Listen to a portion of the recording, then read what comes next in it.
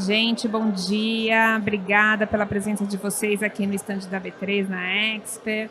Meu nome é Cris Barichelli, eu sou responsável pela B3 Educação, que é o braço educacional da B3, a Bolsa de Valores do Brasil.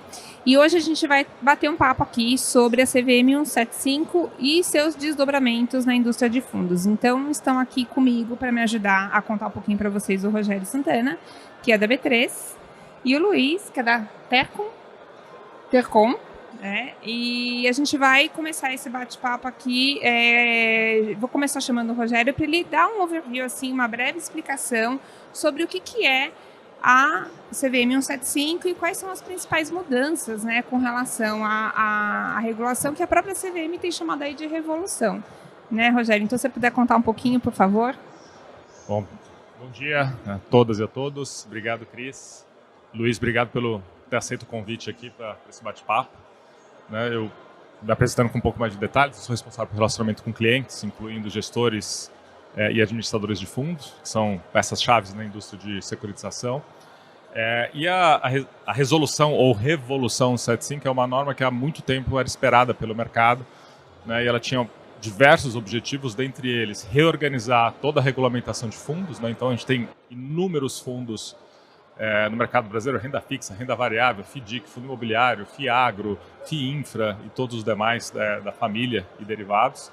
Então, um dos objetivos da CVM foi tentar organizar numa única regra-mãe, que aí depois, para cada família, para cada tipo de estratégia, você tem um anexo específico tratando das peculiaridades desse instrumento.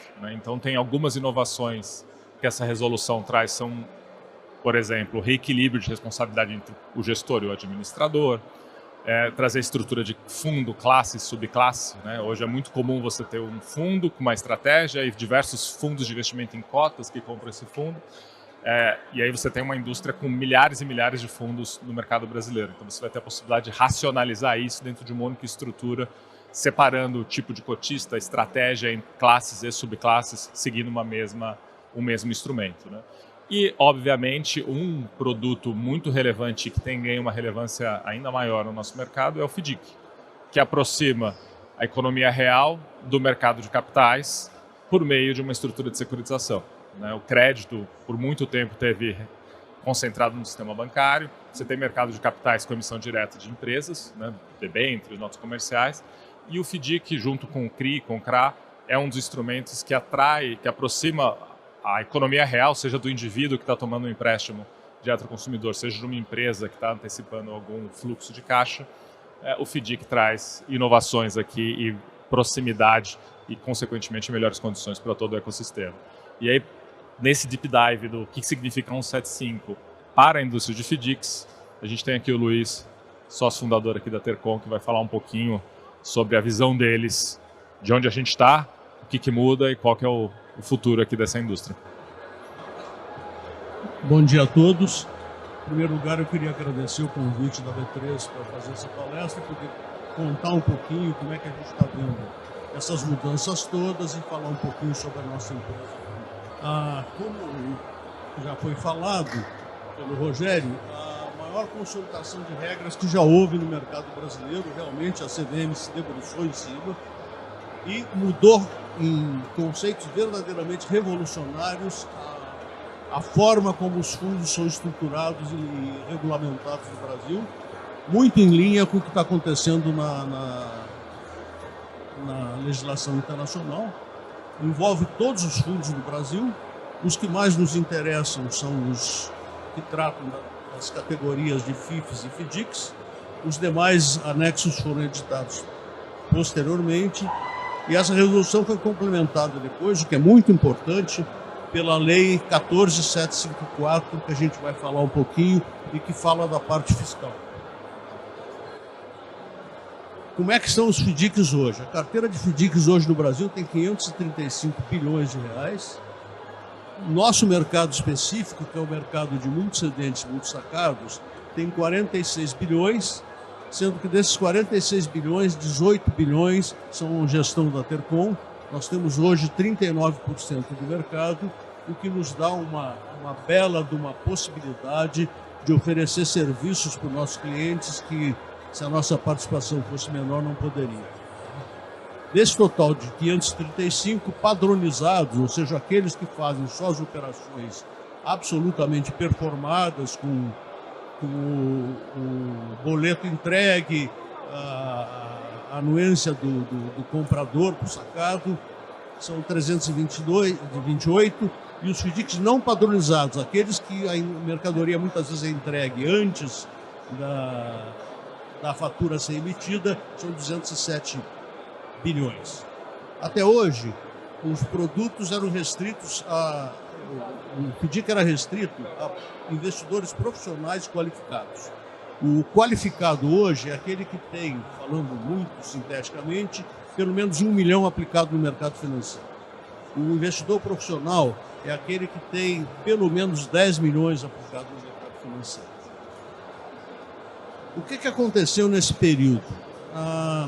Quando começaram os FDICs em 2002, muitas pessoas, eu inclusive, achávamos a legislação, a regulamentação muito restrita, justamente porque limitava aos investidores qualificados a possibilidade de acessar um FDIC. Mas isso, ao longo do tempo, se revelou uma coisa muito saudável para o mercado. Quando surgiram lá no passado os fundos imobiliários, logo no início, eles foram muito vendidos para as pessoas erradas. Isso criou uma má imagem que durou, acho que uns 10 anos nos fundos imobiliários. Aqui não. Aqui eles tomaram uma série de cuidados, limitando o investidor qualificado, exigindo rating em todos os fundos. E isso acabou se mostrando alguma coisa muito saudável. Agora que o mercado está maduro, aconteceram uma série de coisas que foram mudando e que dão nova face para ele, uma modernização e uma agilidade muito segregada de acordo com cada tipo de investidor. Primeira coisa é patrimônio segregado. Hoje, no mesmo fundo, tem a possibilidade de ter várias carteiras. O que era chamado fundo antes passou a se chamar classe. Então você pode ter um fundo que agora está sendo chamado de fundo classe com vários tipos de fundo casca, com vários tipos de classes. Cada uma tem uma característica. Então pode ter dentro do mesmo fundo uma classe aberta, uma classe fechada. Os cotistas são diferentes em cada classe e cada um só recebe benefício, responde pelos problemas daquela classe do ativo que está ligado àquela classe. Os fundos, o que eram chamados de classes antes, agora são chamados subclasses. Então nós temos subclasse subordinada, subclasse mezanino e subclasse sênior.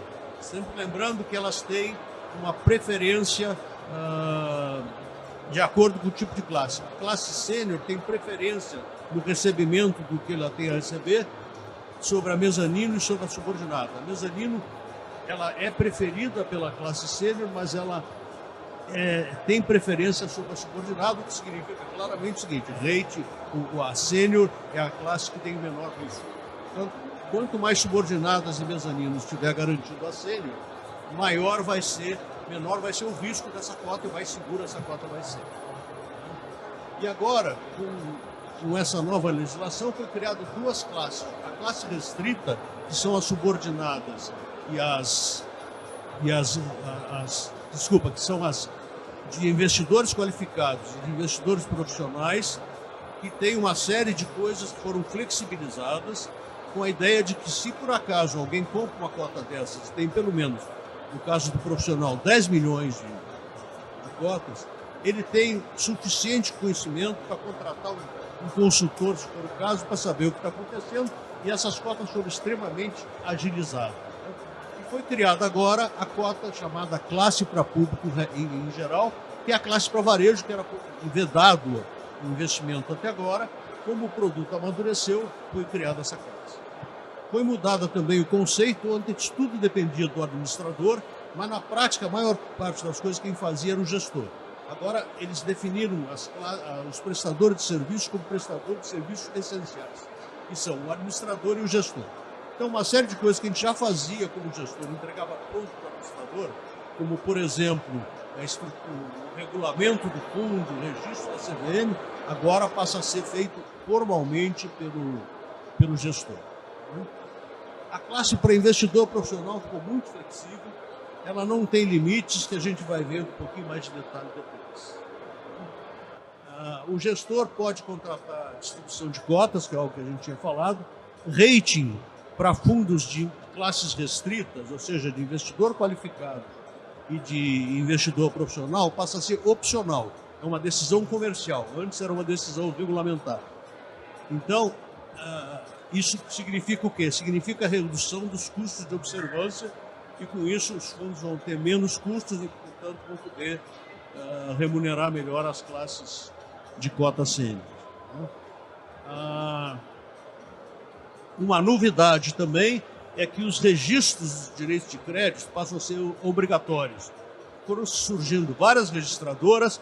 E o que significa esse registro? Que se uma compra de uma duplicata, por exemplo, foi feita por um fundo, ela é obrigada a ser registrada.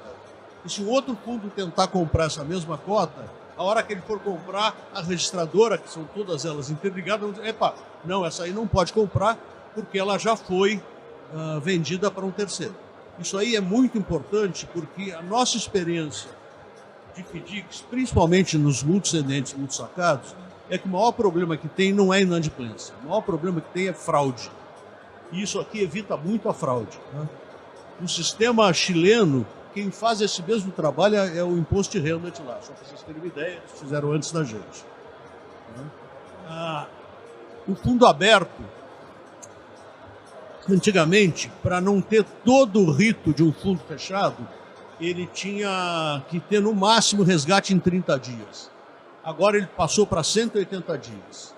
E no caso do fundo aberto, para entidades de investimento, para investidores de classes restritas, ele não tem mais prazo de carência. Ou seja, você pode fazer um fundo que o resgate seja daqui a 2, 3, 4 anos. O investidor profissional sabe, o classificado, qualificado tem suficiente conhecimento para dizer o que se eles querem ou não querem e vão examinar aquilo de acordo com o regulamento e não com a regulamentação.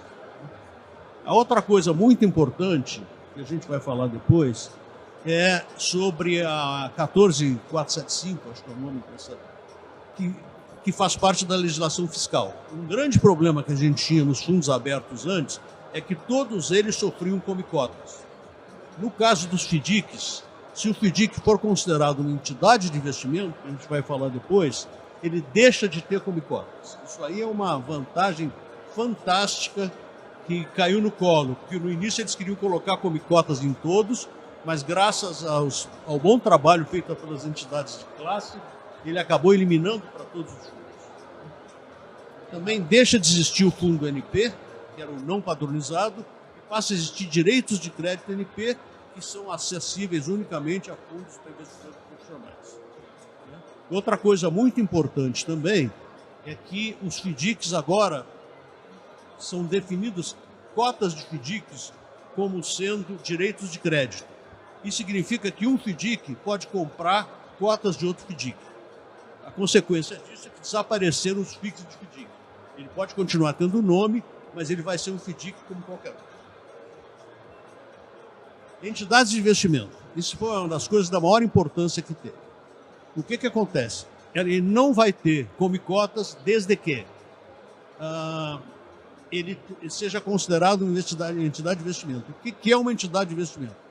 É um fundo que tem gestão profissional, porque muitas empresas fizeram a própria gestora e passaram a gerir o fundo pela própria gestora. Isso não é uma gestão profissional, né? E eles vão ter que ter, no mínimo, 67% em direitos de crédito. Isso aqui é muito importante, porque se ele baixar de 67%, em 2 vezes ele perde o direito a não ter come-cotas. Imagina o fundo fechado, que também agora se insere nessa mesma regra, tem alguns que têm 12, 15 anos para trás, nunca distribuíram nada, tem um lucro acumulado desse tamanho. Se eles tiverem que ter come-cotas, a tragédia que seria. E a gente está comendo pão que o diabo amassou para evitar que isso aí aconteça. Regras específicas agora para os FDICs. Como é que eu estou de tempo aí? Apertado. Tá um pouquinho apertado. Tá bom, então vou mais rápido. Bom, isso aí eu já falei, os fundos de direitos creditórios NP é exclusivamente para profissionais, classes restritas foram definidas como sendo profissionais e classificados, classes para fundos em geral, o público em geral não pode os fundos para público em geral não podem adquirir cotas subordinadas e no fundo para público em geral continua sendo obrigatória a exigência do rating, né? E, como eu falei, classes abertas restritas não tem mais carência. E, Luiz, você me permite aqui pegar carona nesse ponto aqui uma das grandes inovações da norma é permitir que o FDIC agora seja acessível para o grande público, né? Como é que você vê esse produto sendo vendido para o varejo, para o investidor comum? Ele vai ser mais comparável com que tipo de instrumento? Ele vai ser mais comparável com um instrumento tradicional de renda fixa, com baixo risco? Ele vai ser mais comparado com um título incentivado? Ele vai ser mais comparado com um fundo imobiliário? Como é que o público em geral vai posicionar esse investimento? Ele vai concorrer diretamente com os CDBs de bancos, não é? E hoje, um investidor que não seja qualificado, que não tem 1 milhão aplicado no mercado financeiro, ele dificilmente vai conseguir mais que o CDI, normalmente ele consegue menos num fundo, né? E no caso desses fundos aqui, eu imagino que a rentabilidade oferecida é uma rentabilidade efetiva, não é uma rentabilidade projetada, né, como são nos fundos do multimercado, vai se estabilizar em torno de 105 do CDI. Ou seja, vai ser um ganho substancial em relação ao que se oferece hoje no CDB de banco. Então,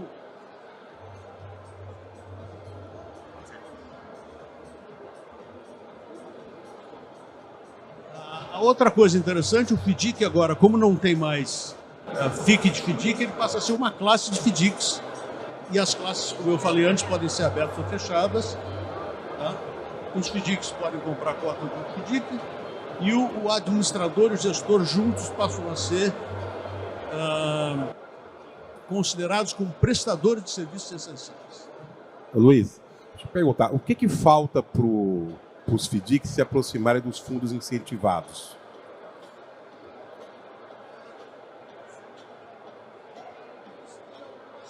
Características que são semelhantes a um fundo incentivado, né?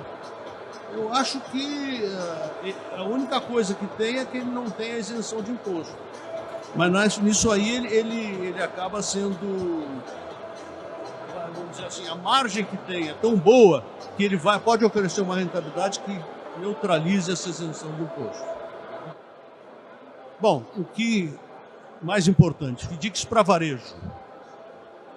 Bom, agora como o produto FDIC já está maduro, a CVM, que eu acho que tem feito ao longo desse tempo todo um excelente papel, seja na regulamentação, seja na prevenção de fraude, seja na prevenção de irregularidades, eles foram aprimorando tudo de acordo com o tempo, e eu chamo o trabalho deles parecido com aquilo que tem a CENIPA, né, que é o órgão da aeronáutica, que toda vez que um avião cai, vai lá, faz uma análise do que aconteceu e joga uma nova regra para prevenir que aquilo se repita. Isso foi feito maravilhosamente bem pela CVM ao longo do tempo. Então agora o que acontece? O produto está maduro, já está muito mais conhecido. Só para vocês terem uma ideia, o produto que nós gerimos há 15 anos atrás era chamado por algumas instituições na Ambid de fundos pavilhão 9, que é a área os preços mais perigosos que tinham no Carandiru. Hoje nós temos fundos que nós temos lá, que tem cotas adquiridas pela tesouraria do Itaú e tesouraria do Safra. Preciso dizer mais? Não. Então, decididamente, o produto está maduro. Tá? Então, o investidor de varejo não tem patrimônio mínimo, tem que ter rating, só pode comprar direitos de crédito performados, o que significa que ele vai correr só o risco do sacado, não vai correr o risco do cedente, né? Obedece sem exceção aos limites de concentração que os outros podem passar, não pode comprar cotas subordinadas e, na minha opinião, vai abrir um espaço gigante para busca de funding com desintermediação bancária pelas empresas e também não pode operar com partes relacionadas, que é outro risco que os outros fundos podem ter, mas que eu acho que eles têm capacidade de avaliar esse risco. Luiz, deixa eu fazer uma pergunta então aqui, aproveitando que você falou do varejo, né? Estava até conversando um pouquinho antes aqui do nosso bate-papo, a oferta para o varejo já está disponível, certo? Já tem alguns fundos oferecendo. Eu estava checando alguns dados da própria Ambima, né? Então a gente agora no finalzinho de julho já estava perto ali dos 40 mil CPFs com FDICs em carteira, né? E que representou um crescimento de 70% com relação ao ano passado, ou seja, Sim. é pequeno com relação à indústria, mas o aumento é significativo, né? Então eu queria perguntar assim, na tua opinião, como é que quem está assessorando, né, quem é assessor de investimento, quem está trabalhando na distribuição, né, como é que a gente ajuda, né, como é que ele pode levar mais informação e mais oferta aí do produto para o investidor pessoa física? Olha, a gente tem olhado muito isso, né? A primeira coisa que eu acho que tem que olhar é o comportamento da carteira, qual é o grau de inadimplência que ela tem, né? A segunda coisa que a gente tem que olhar é o que se chama agora de índice de subordinação, ou seja, quanto que você tem de cotas subordinadas, e a mezanino também é considerada uma cota subordinada, garantindo a cota sênior. Se você tem um fundo que tem 5% de cotas subordinadas e 95% de cotas sênior, um prejuízo de 50%, de 5% na carteira, já levaria a que o investidor sênior não tivesse tudo aquilo que foi prometido a ele, né? Então, essa é a primeira coisa. Nossos fundos, por exemplo, em geral, têm 33% de cotas subordinadas, o que significa uma garantia colateral de 50% para as cotas sênior. E que significa que uma cota sênior deixar de receber aquilo que está determinado, o fundo teria que ter uma inadimplência de 30%, 35%. Isso não quer dizer que os fundos não tenham também fundos com muito menos que isso, de cotas subordinadas e que possam ser um produto seguro. Mas aí depende muito da inadimplência da carteira dele, né? Por exemplo, houve no passado dessas empresas operadoras de celular aí, que tinham 5% de cotas subordinadas, eram muito seguros porque a inadimplência deles era quase 0%. Mas esse seria o primeiro ponto que eu olhando. No nosso caso, a gente olha muito também alinhamento de interesses. Nossos fundos todos têm uma consultora de crédito. Essa consultora de crédito, os cotistas que são donos da consultora de crédito são cotistas subordinados do fundo, o que significa que se ele recomendar um crédito errado, ele vai ser o primeiro a perder. A gente dá muito valor a isso no que a gente acompanha. A outra coisa que se acompanha muito é a praça de liquidação, entendeu? Porque a praça de liquidação é uma evidência muito grande de possibilidade de fraude. Em todas as análises de crédito que a gente tem uma análise de crédito fundo por fundo dos nossos, atribui um rating a cada fundo, e a gente faz um gráfico chamado Lei de Benford. Essa lei é usada até em tribunais nos Estados Unidos como prova de fraude, e ela tem uma distribuição normal da carteira do fundo. Se essa distribuição não for obedecida, pode ser uma evidência de fraude. Não quer dizer que seja. Se tiver isso, a gente vai correr atrás e vai ver qual é o problema. Bom, o próximo ponto são as empresas registradoras, que eu já falei. O registro do direito de crédito passa a ser obrigatório, né? Isso aí tem um efeito muito positivo, porque ela também vai poder substituir a custódia. Isso significa mais uma preocupação que a CVM teve nisso aí, que é a chamada redução dos custos de observância. Hoje, a custódia é um dos itens mais caros que tem nos custos de um FDIC, e com esse novo sistema, a gente já sentiu, os próprios custodiantes já passaram a reduzir seus custos. E Luiz, me permitindo aqui entrar, porque é exatamente nesse papel que a B3 atua, como uma das registradoras, né? Exatamente. E tentando comparar a importância, você já tinha falado na sua abertura, a importância desse serviço, por exemplo, que a B3 ajuda a basicamente eliminar todo o risco de fraude de financiamento de veículos. Né? Todo mundo que tem um veículo financiado vem lá um gravame dizendo, olha, esse veículo está alienado a um determinado banco. Quem faz isso é uma empresa que faz o registro e a guarda dessa garantia.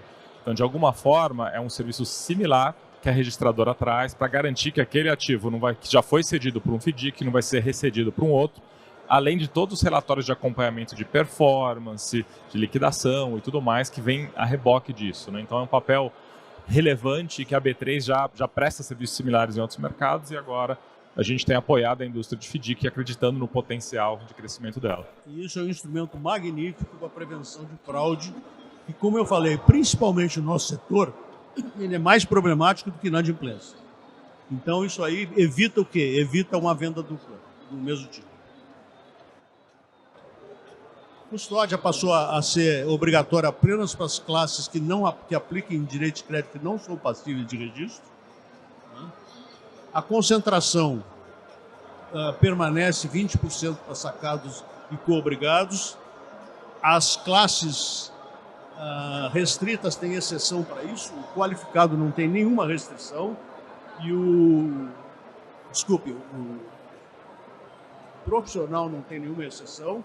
E o qualificado, ele tem algumas exceções, mas não todas as do profissional. E os limites são dispensados para profissionais e para investidores do mesmo grupo econômico. Não abre exceção para o público em geral. Minha avaliação, as medidas foram extremamente positivas. Não temos ainda um apanhado, uma consciência plena de tudo o que isso aí vai proporcionar, mas a minha sensação é que nós estamos realmente no caminho certo e é por aí que a gente espera continuar. E aqui, Luiz, até passando a bola para a Cris, para vocês fazerem um bate-bola aqui, né? Você mencionou algumas características importantes para o varejo, né? Nível de subordinação, praça de liquidação, perfil da carteira, alinhamento de interesse entre o originador e o cotista do fundo, né? Agora, uma coisa é ter todo esse controle, outra coisa é isso chegar no público final, né? Cris, como que a gente vai ajudar a resolver esse problema aqui? Eu acho que aqui, né, ainda mais quando a gente está falando também de um instrumento que é novidade para o varejo, né, ou seja, ele não podia investir até então, tem que trabalhar muito na educação desse investidor, né? Então, assim, além, né, a B3 oferece um monte de ferramentas, né? A gente tem uma plataforma gratuita de educação, que é o site da B3 Educação, onde você encontra cursos, o Hub B3, que é um aplicativo também, tem muito conteúdo no nosso site do Bora Investir, onde a gente faz um trabalho de trazer essas novidades com um conteúdo didático, né? Mas a gente tem que ajudar a indústria, né? Assim, também a explicar, a educar e explicar o investidor, né? Então, esse trabalho, foi por isso a minha pergunta, com o distribuidor, né? Com os profissionais que estão trabalhando ali na linha de frente, é fundamental, justamente para dar segurança, porque assim, o que eu estou aprendendo aqui com vocês é que essa instrução, ela está reduzindo muito o risco e trabalhando ali na pavimentação de um produto que, né, vai trazer muito mais segurança do que tinha até então. E isso é fundamental para a gente abrir, né, a iniciativa para o varejo, né? Então, eu acho que assim, com a regulação, trabalhando nessa segurança e a indústria trabalhando com a educação, é o caminho feliz aí para a gente conseguir ampliar cada vez mais a participação das pessoas físicas no produto. Tinha dúvidas aqui? Você levantou a mão? Acho que ele tem uma dúvida aqui. E Luiz, você não sabe ainda, mas você vai dar uma aula lá no nosso curso no Instituto Educacional, tá? Seria ótimo. Prazer. Mas eu diria, complementando o que a Cris falou, que esse trabalho que vocês podem fazer é muito importante. Eu diria que nós estamos 10 anos atrás, o que eram os FDICs 10 anos atrás, em termos de conhecimento pelo público qualificado, é o que está de varejo hoje. Então, essa parte educacional vai ser extremamente importante para que isso aí se desenvolva e se tenha uma boa aceitação. E a hora que tiver aceitação, não tenho dúvida que isso aqui vai passar o volume dos outros tipos de FDICs que existem. Uma dúvida. Teve uma legislação que passou a respeito de... Acho que a intenção era até diminuir o spread de crédito dos financiamentos, mas que eu acredito que talvez vá colaborar com os FDICs, que é aquela questão da penhora dos bens, não prestação que atrasa, não precisar mais passar direto pelo judiciário, o banco pode acionar diretamente a busca, a apreensão do veículo, ou penhora a imóveis e tal. Você acredita que isso aí também possa trazer mais garantias e ajudar na performance dos FDICs? Com certeza sim. Desculpa, como é que eu... Rogério. O Rogério mencionou ali o gravame de automóveis, né? Até pouco tempo atrás, boa parte a área de trânsito de cada estado não aceitava gravame, né? O que era um problema, né? Porque dizia que fundo não tinha personalidade jurídica e, portanto, não podia fazer gravame. Devagarinho isso está acontecendo. E eu não tenho dúvida que tudo que vier contribuir para garantias vai melhorar muito a segurança do processo todo. Né? E, nesse sentido, eu só tenho aplausos, como eu disse, para a CVM, porque ela tem cada vez mais fechado todas as possíveis áreas de risco que esses fundos têm. Obrigado. Mais alguma dúvida, pessoal? Rogério, alguma... Estamos aqui no finalzinho já do nosso horário, algum comentário, consideração final? Eu acho que tem aqui um produto, né, que ele já... Essa história que a gente está começando a construir agora é a história que já foi a história do fundo imobiliário, 15 anos atrás, foi a história do FIAGRO há 3, 4 anos atrás, a do FIINFRA há 2 anos atrás, né? Produtos que rapidamente caíram no gosto popular. Né? Tem todo um desafio de educação, né, que quando ele vem complementado com regras, com informação, com dados e com todo um ecossistema que envolve claramente o gestor com a responsabilidade que ele possui e todo o alinhamento do ecossistema, o apoio das registradoras, aqui particularmente a B3, acho que a gente tem muita coisa e isso aqui vai, cada vez mais vai ganhar espaço dentro do portfólio dos investidores ao longo do tempo. Tenho certeza disso e acho que vocês podem contribuir muito para isso. Como eu disse, eu acho que dentro de alguns anos a parte de fundos para público em geral, como é chamado pela CVM, deve ultrapassar o volume que existe dos fundos qualificados e de investimento profissional. Muito bom. Obrigada, Luiz, aí pelas suas contribuições. Obrigada, Rogério. Desculpa, tem mais uma dúvida aqui. Quero Vamos só lá. fazer um comentário na linha do que o Rogério falou. Eu trabalho modelando FDIC. Né? Maravilha.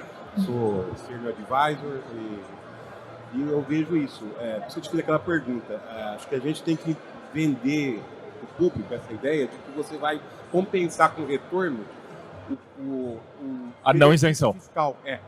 Acho que essa é uma coisa que vocês que estão trabalhando com a educação têm que bater. Uhum. Porque você vai falar com as pessoas, com as grandes empresas, o cara ele desiste porque ele acha que vai ter uma rentabilidade menor. E eu entrei no site aqui, eu vi que você tem fundo com 140%, né, de rentabilidade. Então, você olhou lá, eu olhei. Então, assim, você vê que... Né, todo e cada dia. então, e é uma coisa estável, né? Então, tem volume, né? Então, assim... O educacional é importante pegar esse lado aí, sem dúvida. E evidenciar essas vantagens, né? Que assim, apesar da característica ser diferente, não ter isenção, o benefício no final ele acaba... No final, melhor, a discussão é de retorno líquido. Exato. Quanto que cai na carteira do cliente. É isso aí. E o produto, como eu disse, ele foi se aprimorando. Em 2009, 2008, teve um fundo chamado Union Capital, que foi lançado, captou 700 milhões na Praça de Nova York e o fundo quebrou em 3 meses. O problema não foi só quebrar em 3 meses, aquele caso foi de crédito mal dado. O problema é que naquela época a CVM permitia que os fundos, que o custodiante deixasse os direitos de comprobatório do fundo, os documentos, na posse da consultora. E esse cara, quando ele viu que o fundo estava indo para o brejo, vendeu tudo. Quando o Bradesco, que era o custodiante, foi lá para procurar, não tinha mais nada. Imediatamente a CVM barrou essa possibilidade na época. E o Bradesco, na época, amargou com um processo que a última vez que eu vi, há muitos anos atrás, era de 600 milhões de reais. Né? E aí o que acontece? Tinha a consultora, que era fraquinha, tinha o Bradesco, em cima de quem que os credores foram. Né? Quem tinha dinheiro para pagar. É muito bom. Pessoal, eu vou encerrar para a gente não atrasar as próximas discussões. Agradecer novamente ao Luiz aqui por estar conosco. O Rogério já convidou ali para a nossa aula ali em B3 Educação. A gente vai combinar, a Camila está ali, Leandro também, a gente vai combinar dar uma aula lá de FDIC no nosso site, em B3 Educação. Rogério, obrigada também. Valeu. E recadinhos finais aqui para quem está assistindo. Quem for assessor... esse conteúdo que a gente está dando aqui está valendo pontos ali para recertificação da Ancord, então depois se informem aqui com o pessoal como é que vocês fazem ali a comprovação desse crédito. E acho que o pessoal vai colocar aqui um QR Code, né? Então preencham a avaliação e quem preencher vai concorrer também ao sorteio que a gente vai fazer no final do dia de uma raquete aí autografada pelo Fausto Carvalho, que é o Jorginho do Bit Venceu, ele vai estar aqui conosco e a gente vai sortear. E a gente está tentando convencer o Luiz a sortear umas cotas desse fundo de 140%. Posso participar? Tá bom. Bom, eu queria agradecer a B3 pelo convite, essa oportunidade que nos deu de falar a todos vocês e tentar defender um pouco aquele produto com o qual eu fiz a minha vida nos últimos 20 anos. Muito obrigado. Obrigado você, Luiz, por ter aceito, hein, o convite.